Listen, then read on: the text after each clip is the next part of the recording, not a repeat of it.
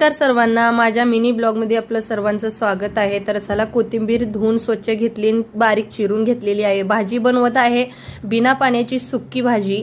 तर बघू शकता तुम्ही, न पाणी वापर करता मिक्स भाज्या आहेत, सर्व भाज्या टाकलेल्या आहेत। ह्याच्यात मसाले कुठले कुठले वापर केलेत का नाही हे संपूर्ण माहिती मी आज व्हिडिओ टाकलाय, त्यामध्ये माहिती दिलेली आहे। तो व्हिडिओची लिंक मी ह्या शॉर्ट व्हिडिओच्या डिस्क्रिप्शन मध्ये टाकेन। तर तुम्हाला सांगते, मी पत्ताकोबी आणि फुलकोबी धुता आणि कसं धुयाचं, गरम पाण्यात कसं धुयाचं आणि थंड पाण्यात धुतल्यानंतर काय आपल्याला हानिकारक होणार आहे।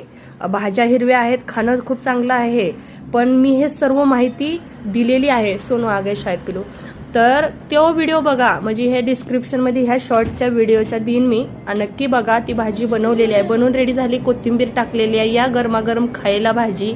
आणि व्हिडिओ आवडला असेल तर लाईक नक्कीच करा।